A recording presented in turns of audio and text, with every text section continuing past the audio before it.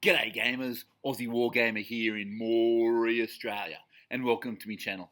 On this episode, I'll be continuing my road to Cancon as I chat about my Warboss and the concept for my Ironblaster. So let's get to it, eh? The last episode, I talked about how I converted Guz Stinktooth, my Warboss, and I've now got him painted. I experimented with shading the skin with purple, but it didn't really work the way I wanted it to. I think with the next one I'm going to try to base coat the flesh with magenta first and build up from there and see what happens.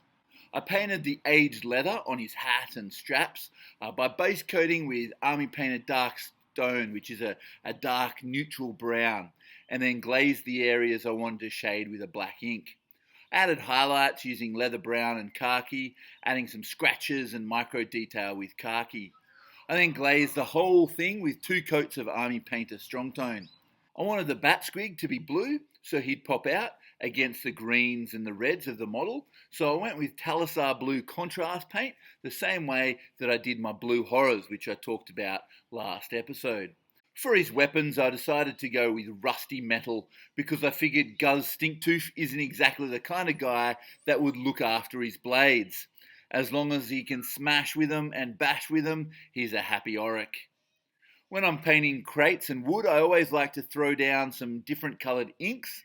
So I laid down a slightly different base colour for each of the crates and barrels, hit them with olive green, green, red and sepia washes. And then when that was all dry, I threw Strong Tone, which is an umber wash, over the whole thing. I dry brushed the base coats back on and dry brushed all 4 with khaki. I then glazed the barrel and a crate with sepia wash. I'm pretty stoked with how he came out. I reckon he looks pretty boss, standing up there on his crates with his bat squig on his shoulder and his grot assistant at his feet. Well, I've also started converting my Ironblaster. And over the coming weeks, I'll share with you that conversion step by step so you can see my conversion process. I want to talk about the concept and the idea this episode. So as soon as I decided to do destruction, I knew I wanted an Ironblaster. I mean, it's a big old cannon, right? So I started thinking about how I would do it. I knew I wanted to ditch the big beast to begin with. It wouldn't be particularly practical to keep a beast like that on a ship, just to cart around a cannon. But it did need to be portable because they need to take it into battle. I toyed with the idea of just putting it on wheels, but that didn't seem characterful enough. So I came up with the idea that it was a test of strength for new crew members before they could officially join the crew of Kurgrok Grogwolfer.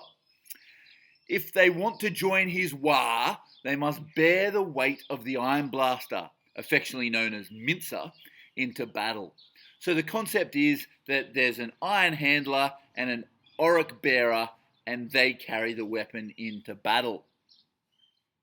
I also had the idea of adding some grots standing on each other's shoulders to reach up to be able to light the fuse.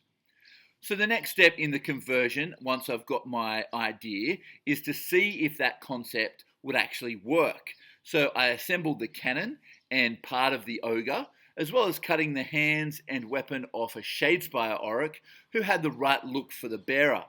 I blue tacked it all together, as well as 3 grots from the Ironblaster kit on each other's shoulders to see if it would work together, and I think it works quite nicely. So now that I have that concept and now that I know that it will work, I can actually go ahead with the conversion. So the next step will be converting the ogre himself, so look out for that next week. Well, that's all from me. I've purchased my Cancon ticket now and really looking forward to that weekend in January.